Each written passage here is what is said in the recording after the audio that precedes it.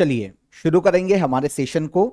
आज की daily current affair की सीरीज को हम आगे बढ़ाएंगे और 19 मई के सभी करंट अफेयर यहां पर हम आज के सेशन में डिटेल में डिस्कस करेंगे। तो एंड तक पूरे सेशन को देखिए। एक बार फिर से आप सभी का क्रेजी जीके ट्रिक के डेली करंट अफेयर की सीरीज में स्वागत है। पीडीएफ और मॉक टेस्ट सेशन की आपको क्रेजी जीके ट्रिक एप्लीकेशन पर मिल जाएगी, वहां से आप कलेक्ट कीजिए। हम चलते हैं सबसे पहले क्वेश्चन की तरफ। ये इंपॉर्टेंट है तो आप नोट कीजिएगा इस क्वेश्चन को।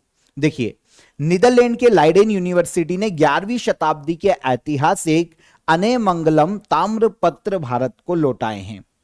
यह ताम्रपत्र किस प्राचीन भारतीय राजवंश से संबंधित है?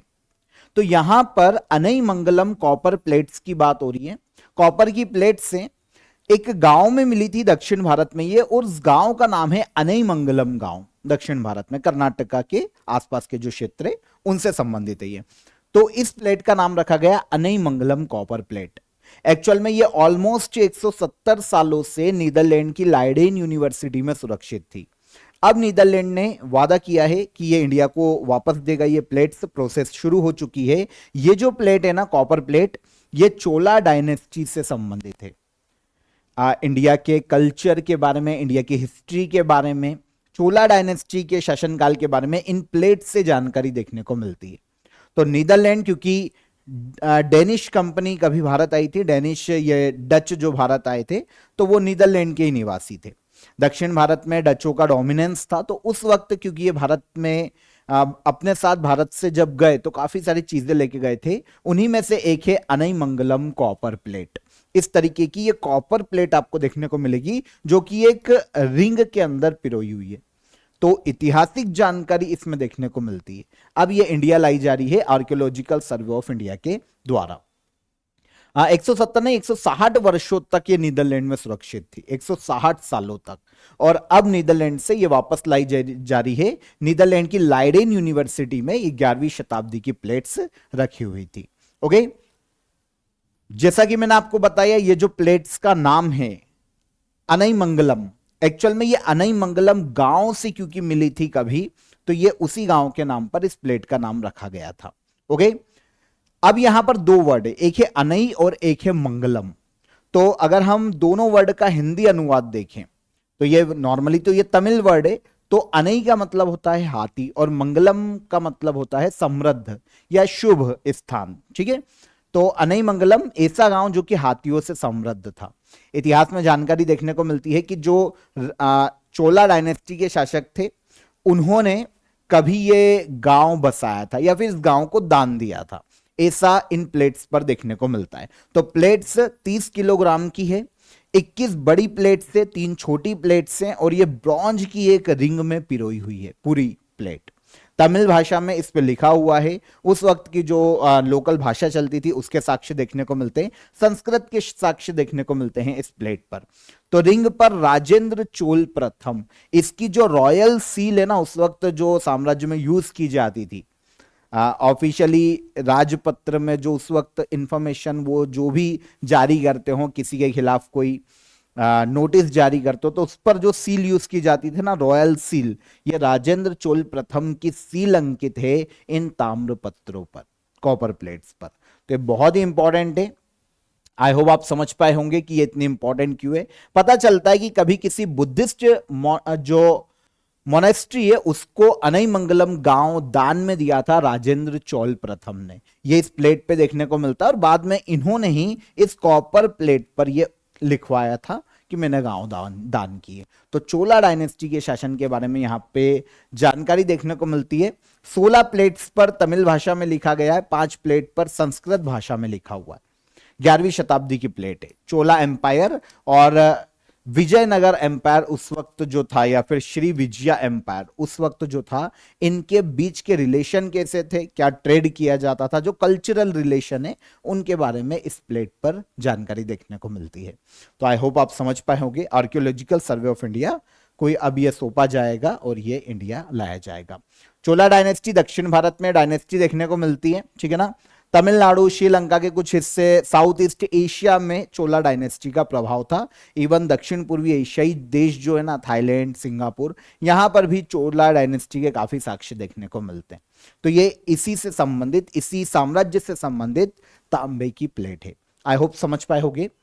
प्रधानमंत्री नरेंद्र मोदी को royal order of the polar star degree commander grand cross से सम्मानित किया गया। यह किस देश का सर्वोच्च सम्मान है?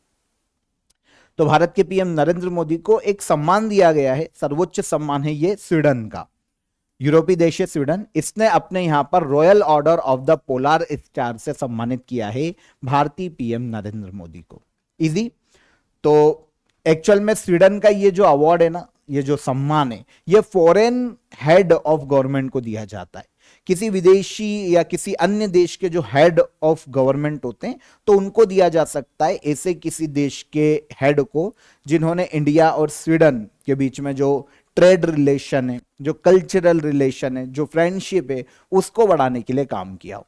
तो रिसेंटली स्वीडन की जो क्राउन प्रिंस है विक्टोरिया, इन्होंने भारत के पीएम नरेंद्र मोदी को यह अवार्ड या सम्मान प्रदान किया है, royal order of the polar star degree commander grand cross, ये पूरा नाम है इस सम्मान का। तो भारत के पीएम नरेंद्र मोदी को यह अवार्ड दिया गया और पहले एशियाई नेता बने हैं पीएम नरेंद्र मोदी जिसे स्वीडन के द्वारा यह अवार्ड दिया गया। इसके अलावा यह भारत के पीएम नरेंद्र मोदी का 31वां इंटरनेशनल सम्मान है, जैसे नागरिक सम्मान जो दिए जाते हैं, 31वां इंटरनेशनल ऑनर है जो कि भारत के पीएम को दिया गया। इजी। इंडिया और स्वीडन वर्तमान में defence, green hydrogen, clean energy, trade, deep tech manufacturing, इसकी इन सभी सेक्टर में इनकी इंडिया और स्वीडन की जो साझेदारी है वो बहुत ही स्पीड से बढ़ती जा रही है। तो भारत के पीएम को सम्मानित किया गया। 1748 में स्वीडन में यह अवार्ड शुरू किया गया था। किसी भी अदर देश के जो लीडर हैं, लीडर ऑफ गवर्नमेंट, उनको यह अवार्ड दिया जा सकता है अगर उन्होंने नॉर्मली दोनों देशों की फ्रेंडशिप को बढ़ाने के लिए, साझेदारी को बढ़ाने के लिए अच्छा योगदान दिया हो, काम किया हो, तो उसे दिया जा सकता है। अब देखिए रिसेंटली तो 31 ऑनर हो गए हैं भारत के पीएम नरेंद्र मोदी के पास। यहां पर मैंने आपको 2024 और 2025 में जो भारत के पीएम नरेंद्र मोदी का अवार्ड दिए गए या ऑनर दिए गए वो मेंशन कर दिए। एक एक नहीं पढ़ूंगा, ये काफी सारे। तो 2024 के पहले भी काफी मिले, लेकिन हमने 2 साल के कलेक्ट किए, 2024, 2025 और अभी 2026 तक। तो ये सारे मैंने मेंशन कर दिए। या तो पॉज करके पढ़ लो इनको, या फिर बहुत ही सिंपल है, पीडीएफ ले लेना एप्लीकेशन पर जाकर, तो वहां से इनको पढ़ लेना। स्लाइड आगे करता हूं, ये देखो, पॉज करो, पढ़ लो, इसके बाद इसको भी पॉज करो और इसको भी पढ़ लेना, या पीडीएफ ले लो एप्लीकेशन पर, फ्री ऑफ कॉस्ट है, वहां से ये सब पढ़ लेना, क्योंकि 2 साल का करंट अफेयर एग्जाम में पूछा जाता है, तो ये पूछे जा सकते हैं किसी भी देश के। ठीक है, चलो आगे आ जाए। किस परियोजना के लिए भारत और नीदरलैंड के बीच तकनीकी सहयोग समझौता हुआ है जिसका उद्देश्य दुनिया का सबसे बड़ा मानव निर्मित फ्रेश वाटर रिजर्वायर बनाना है? तो इंडिया और नीदरलैंड के बीच में एक समझौता हुआ है ना, एक समझौता है ये, स्पेशली टेक्निकल कॉपरेशन को लेकर। इंडिया में दुनिया का सबसे बड़ा रिजर्वायर बनाने में मदद करेगा नीदरलैंड इंडिया की। और ये जो समझौता है ना, ये किया गया है कल्पसार प्रोजेक्ट के लिए। क्वेश्चन हमारा यही है कि किस प्रोजेक्ट के लिए समझौता हुआ है, तो कल्पसार प्रोजेक्ट। एक्चुअल में क्या किया जा रहा है कि गुजरात के तटों पर जो खंबात की खाड़ी है ना, गल्फ ऑफ खंबात जो है ना, यहां पर एक रिजर्वायर का निर्माण किया जा रहा है बड़े से। और ये जो रिजर्वायर है ना, इसमें पानी, जो मीठा पानी है, उसको इकट्ठा किया जाएगा। और ये कहां से आएगा? तो नर्मदा, ताप्ती, माही, साबरमती, ये सारी नदियां खंबात की खाड़ी में जाकर गिरती है। अब समुद्र में मिली, पूरा पानी वेस्ट हो गया, तो एक रिजर्वायर बनाया जाएगा खंबात की खाड़ी, गल्फ ऑफ खंबात जो है उसके कोने पर। ओके, अब वहां पर जो नर्मदा नदी बह के जा रही है उसके पानी को, ताप्ती नदी, माही नदी, साबरमती नदी के पानी को स्टोर किया जाएगा। ऑब्वियस सी बात है, मीठा पानी है, पीने का पानी है। तो ये दुनिया का सबसे बड़ा मानव निर्मित फ्रेश वाटर रिजर्वायर है जो कि इंडिया में बनाया जाएगा। और यह है कल्पसार प्रोजेक्ट। गुजरात में गल्फ ऑफ खंबात के कोने पर इसका निर्माण किया जाने वाला है। 30 किलोमीटर लंबा डैम बनेगा ये। अब इसमें टेक्नोलॉजी की जरूरत पड़ेगी, और जब टेक्नोलॉजी की बात होगी तो यूरोप का देश नीदरलैंड का नाम तो लिया जाना चाहिए। तो इसीलिए मिनिस्ट्री ऑफ जल शक्ति और नीदरलैंड के वाटर मिनिस्ट्री के बीच में कल्प सागर प्रोजेक्ट को लेकर एक समझौते पर हस्ताक्षर किए गए हैं कि हमको टेक्निकल सपोर्ट देगा हमको जो चाहिए। अब आप बोलोगे नीदरलैंड क्यों देगा? एक्चुअल में पता है नीदरलैंड जो है ना, इसने समुद्र के खारे पानी को मीठे पानी की झील में बदल दिया था। तो इसकी जो टेक्नोलॉजी है ना, पूरा वर्ल्ड जानता है। वाटर इंजीनियरिंग जो टेक्नोलॉजी है उसके लिए फेमस है नीदरलैंड। तो अब हम इसी की मदद लेंगे, क्योंकि हमको जो रिजर्वायर बनाना है वो हमको खंबात की खाड़ी के किनारे बनाना, समुद्र का एरिया है, तो वहां पर हमारा मीठा पानी सिक्योर रहे, इसीलिए हम नीदरलैंड की मदद लेंगे।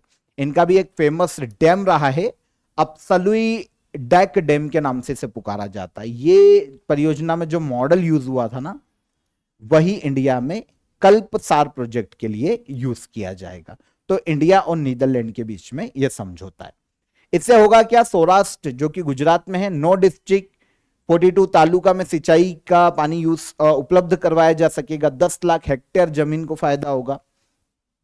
और जो रिजर्वायर की रोड बनेगी ना, उससे साउथ गुजरात और सौराष्ट्र के बीच जो 240 किलोमीटर की डिस्टेंस है ना, वो 60 किलोमीटर की रह जाएगी। तो काफी फायदे गुजरात में देखने को मिलता है। गल्फ ऑफ खंबात या खंबात की खाड़ी, ओके, अरेबियन सी का एरिया है।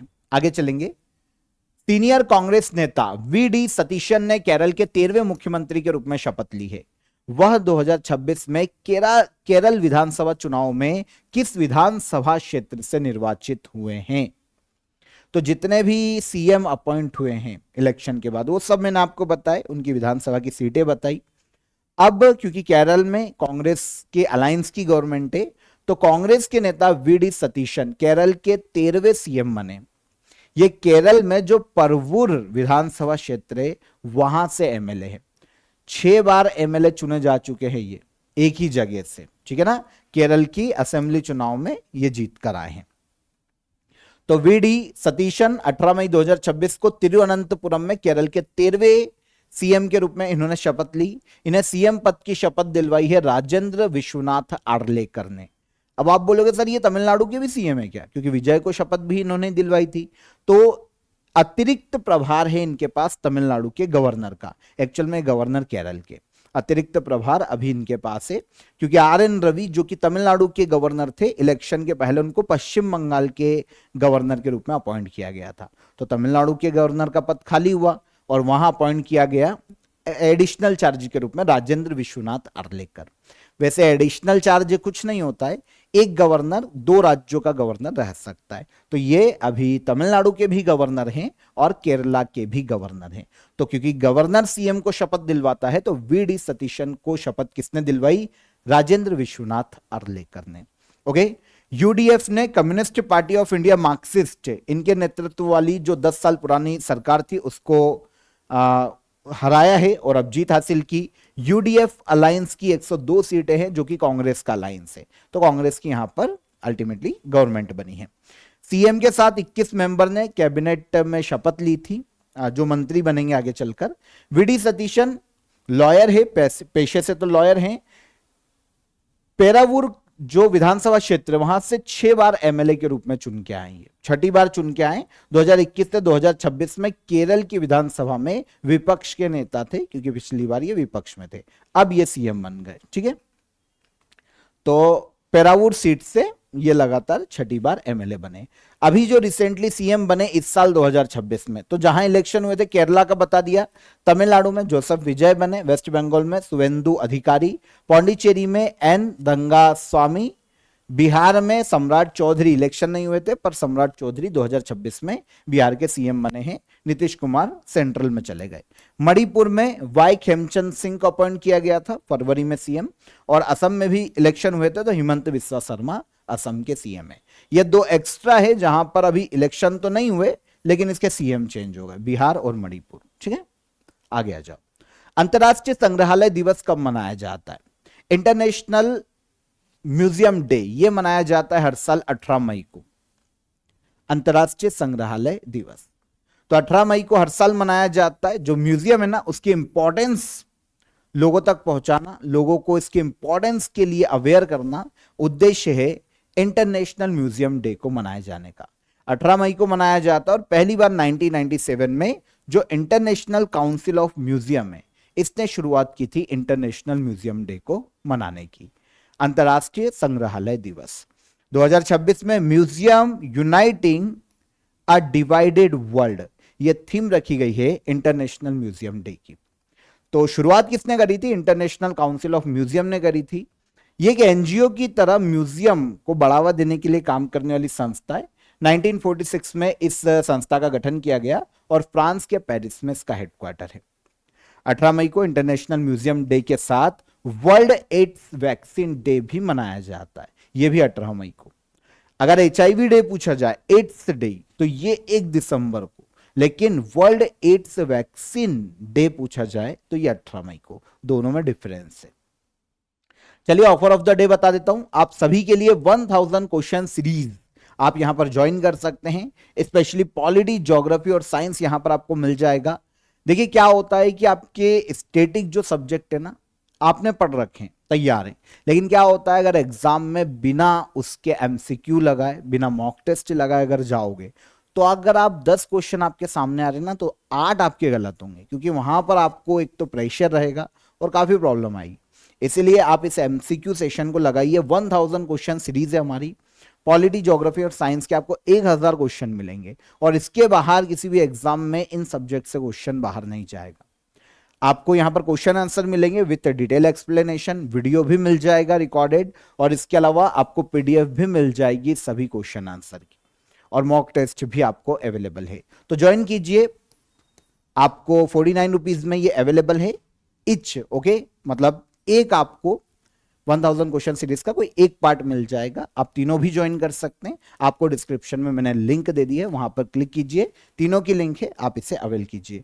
हेल्पलाइन नंबर है आपके लिए, वहां से आप इसे डायरेक्ट अवेल कर सकते हैं। तो अभी काफी अफोर्डेबल प्राइस में ज्वाइन कीजिए। हम चलते हैं अगले क्वेश्चन की तरफ। देखिए, भारत की पहली एआई संचालित फिजिकल बैंकिंग शाखा, फिजिटल बैंकिंग शाखा का इनॉग्रेशन किस शहर में किया गया है? देखिए ये जो वर्ड है ना फिजिटल, इसमें फिजिकल और डिजिटल दोनों आ गया। तो इंडिया की पहली एआई पावर्ड फिजिटल बैंकिंग शाखा का इनॉग्रेशन किया गया है गुवाहाटी, असम में। तो असम के सीएम कौन? हेमंत बिस्वा शर्मा। इन्होंने गुवाहाटी में भारत की पहली AI powered phygital banking branch का इनॉग्रेशन किया। एक्चुअल में ये एक स्मॉल फाइनेंस बैंक की शाखा है जिसका नाम है स्लाइस स्मॉल फाइनेंस बैंक की शाखा है, इसके द्वारा शुरू किया गया है। एक्चुअल देखिए यहां पे क्या होगा कि फिजिकली अगर आपके बैंकिंग वर्क है तो बैंक में जाओ, सारे वर्क जैसे आप करते हो वो सारे हो जाएंगे, लेकिन यहां पर ये सहूलियत है कि आप डिजिटली भी सारे वर्क कंप्लीट कर सकते हो। ओके, डिजिटली भी आपको पूरे वर्क आपके कंप्लीट हो जाएंगे। यहां पर ग्राहकों को बैंक का भरोसा और फास्ट ऑनलाइन सर्विस देने के लिए ये एक नया स्टेप है, नया इनिशिएटिव है जो कि असम के गुवाहाटी में शुरू हुआ है। तो देखिए क्या होता है, बिना पेपर वर्क के या कम पेपर वर्क के जल्दी अकाउंट भी खुल सकता है, कैश भी आप निकाल सकते हैं, जमा कर सकते हैं। यूपीआई के माध्यम से ही लोन या क्रेडिट की जो फैसिलिटी है वो भी यहां पर मिल जाती है। तो ये AI powered phygital banking branch है इंडिया की पहली, जो कि गुवाहाटी असम में खोली गई है स्लाइस स्मॉल फाइनेंस बैंक के द्वारा। ठीक है, आगे आएंगे। 79th वर्ल्ड हेल्थ असेंबली का आयोजन हाल ही में किस शहर में किया जा रहा है? 79th वर्ल्ड हेल्थ असेंबली, इसका आयोजन किया जा रहा है जेनेवा में। देखिए कौन करवाता है? तो डब्ल्यूएचओ, क्योंकि नाम से ही आपको समझ में आ जाएगा, वर्ल्ड हेल्थ ऑर्गेनाइजेशन, क्योंकि ये वर्ल्ड हेल्थ ऑर्गेनाइजेशन की ही एनुअल बैठक है, मीटिंग है, तो डब्ल्यूएचओ करवाता है। इस बार 2026 में 79th वर्ल्ड हेल्थ असेंबली का आयोजन किया गया। ये जेनेवा में इसलिए आयोजित किया जाता है क्योंकि डब्ल्यूएचओ का हेडक्वार्टर जेनेवा में, तो हर साल ये जेनेवा में ही आयोजित होती है। 1948 में डब्ल्यूएचओ बना था, तब से इसकी वर्ल्ड हेल्थ असेंबली आयोजित की जा रही है 1948 से। तो इस बार ये जेनेवा में आयोजित की गई 79th वर्ल्ड हेल्थ असेंबली। 165 से ज्यादा देशों के जो हेल्थ मिनिस्टर है, वो जो डिप्लोमेट्स हैं, पब्लिक हेल्थ एक्सपर्ट है, वो यहां पर पार्टिसिपेट कर रहे हैं। ग्लोबल हेल्थ इशू पर यहां पर डिस्कशन किया जाएगा। है ना। इंटरनेशनल हेल्थ पॉलिसीज यहां पर तय की जाएगी, क्योंकि अभी रिसेंटली हम इबोला का प्रकोप देख रहे हैं अफ्रीकी देशों में, एक नया वायरस हमको हंता वायरस देखने को मिला था। तो ये काफी प्रॉब्लम वर्ल्ड में वैसे भी चल रही है, कॉन्फ्लिक्ट के अलावा भी हेल्थ इशू काफी है, तो इन सभी मुद्दों पर यहां पर चर्चा की जाने वाली है। 18 तारीख को ये बैठक शुरू हुई थी, 23 मई तक इसका आयोजन किया जाएगा। ओके, तो reshaping global health shared responsibility, normally conference या असेंबली की थीम नहीं पूछी जाती है, डे की पूछी जाती है एग्जाम में, फिर भी मैंने यहां पर आपको मेंशन कर दी। तो डिसीज को कैसे कंट्रोल किया जाए, यूनिवर्सल हेल्थ कवरेज, इन सभी मुद्दों पर यहां पर चर्चा की जा रही है।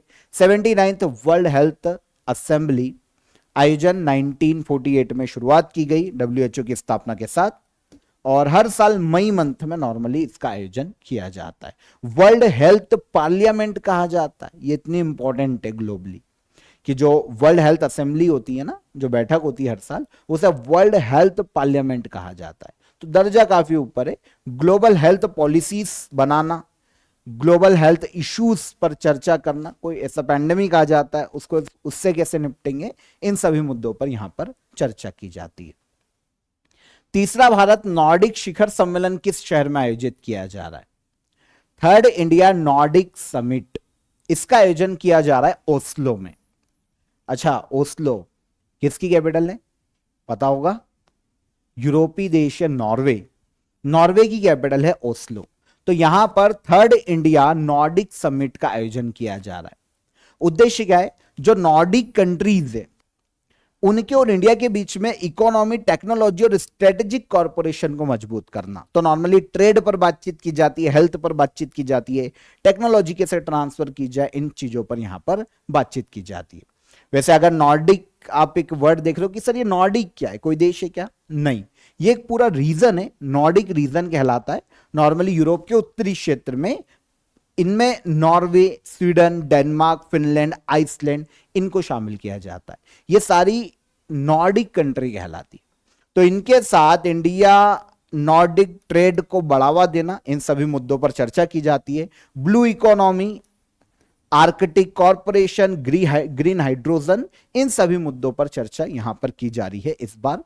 तो ये थर्ड इंडिया नॉर्डिक समिट है, 19 मई को ये शुरू हो चुकी है ओस्लो में। आयोजन कहां किया गया? ओस्लो, 19 तारीख को ओस्लो में इसका आयोजन किया जा रहा है। इंडिया नॉर्डिक जो भी जितनी भी कंट्री है ना, नॉर्डिक कंट्रीज, उनके और इंडिया के बीच में जो बायलैटरल ट्रेड है ना, वो 19 बिलियन डॉलर वर्तमान में देखने को मिलता है, इससे ज्यादा ही।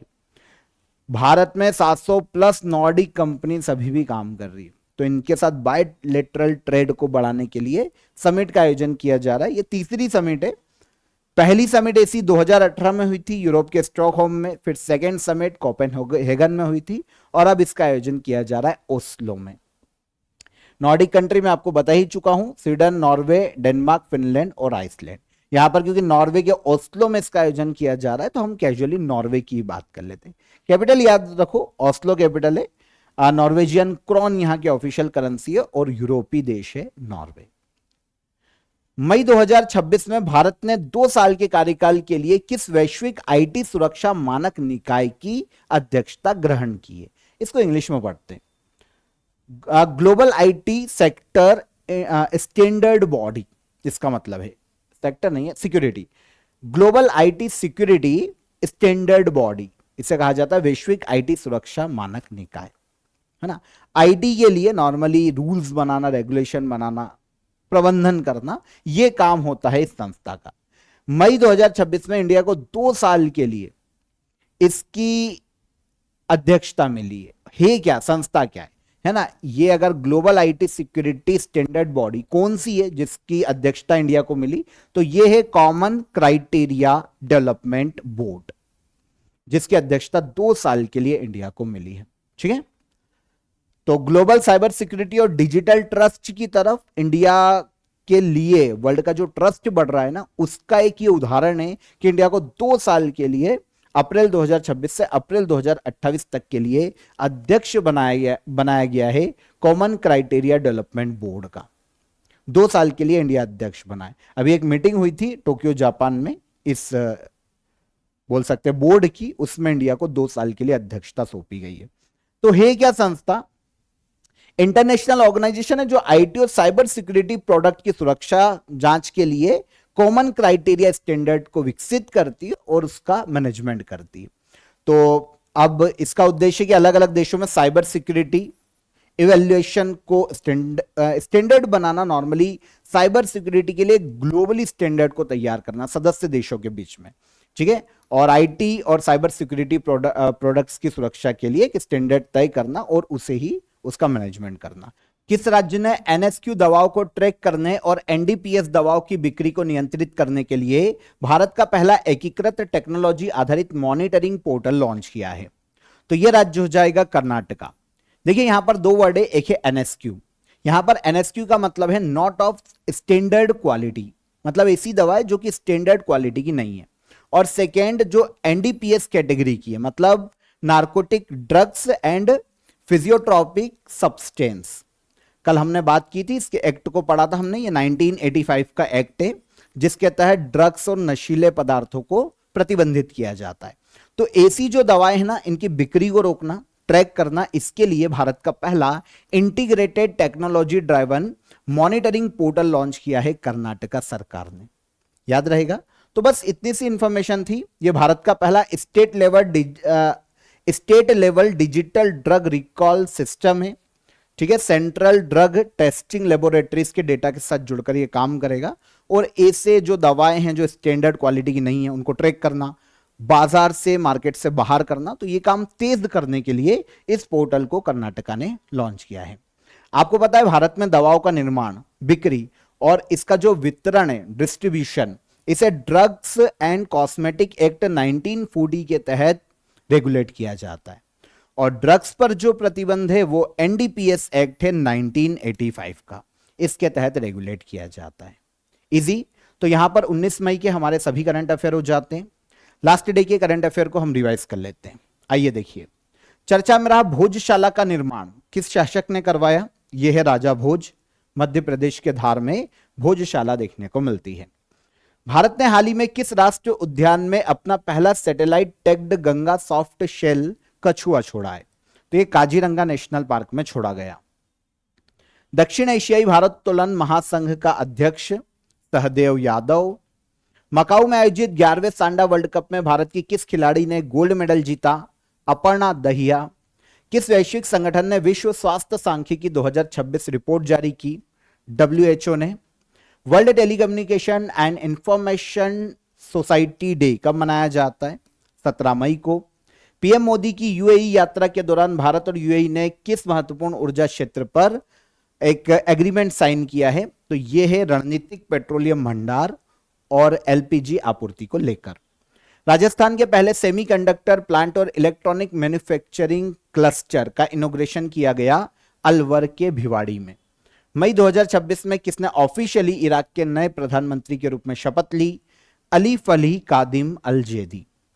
और भारत के पहले anti narcotics task force police station के गठन को कहां मंजूरी दी गई है? तो यह बनेगा दिल्ली में, ठीक है।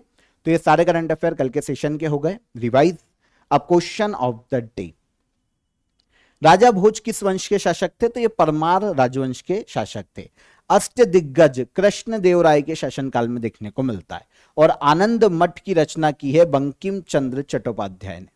ये तीनों क्वेश्चन के हमारे आंसर। अब आज के क्वेश्चन ऑफ द डे, दुनिया का पहला ऑप्टोसार सैटेलाइट कौन सा है? प्रार्थना समाज की स्थापना किसने की है? और भारत का दूसरा सबसे बड़ा टाइगर पॉपुलेशन वाला स्टेट कौन सा है? दूसरा, ठीक है। तो तीनों क्वेश्चन नोट कीजिए, कमेंट में आंसर कीजिए। सेशन पसंद आया हो तो लाइक और शेयर करके जाइएगा। पीडीएफ ले लेना, आपको जरूरत पड़ेगी। काफी सारे डेटा हैं जो कि आपको पीडीएफ में से पढ़ने पड़ेंगे, तो फ्री ऑफ कॉस्ट है, एप्लीकेशन को चेकआउट करो, वहां पर आपको मिल जाएगी। हम कल फिर मुलाकात करेंगे नेक्स्ट डे के करंट अफेयर में। तब तक ख्याल रखिए अपना। जय हिंद, जय भारत।